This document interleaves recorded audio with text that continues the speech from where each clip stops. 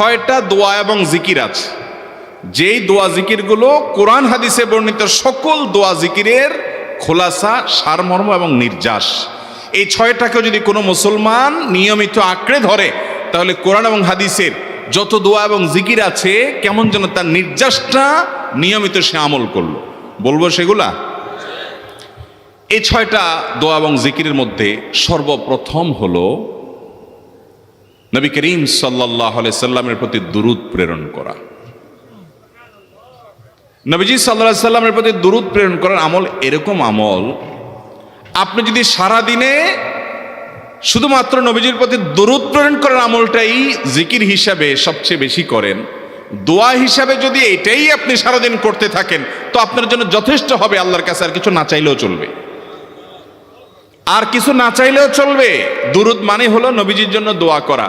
ভাই, আল্লাহ তার হাবিবকে রহম করবেন, আপনার আমার দোয়ার দিকে আল্লাহর তাকানোর কোনো ঠেকা আছে? নবীজি কি আমাদের দোয়ার কোনো মুখাপেক্ষী? কিন্তু আমরা তার জন্য দোয়া করলে ওই চান্সে আল্লাহ তাআলা আমাদের প্রতি অনুগ্রহ করবেন। একবার না, আপনি নবীজির প্রতি একবার রহমতের দোয়া করবেন, একবার দুরূদ পাঠ করবেন। মান সাল্লা আলাইয়া মাররাতান সাল্লাল্লাহু আলাইহি আশারা, নবীজি সাল্লাল্লাহু আলাইহি সাল্লাম বলেছেন, একবার আমার জন্য তোমরা দোয়া করলে, আমার প্রতি দুরূদ পাঠ করলে, আল্লাহ তাআলা তোমাদের জীবনে 10 বার 10 জায়গায় 10 টাইমস তোমাদের উপরে আল্লাহ তাআলা অনুগ্রহ করবেন।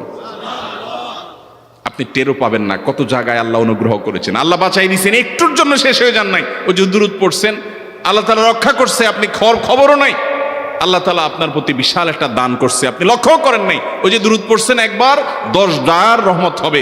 এভাবে যত দুরূদ পড়বে সে তত রহমত এবং অনুগ্রহ পাবে।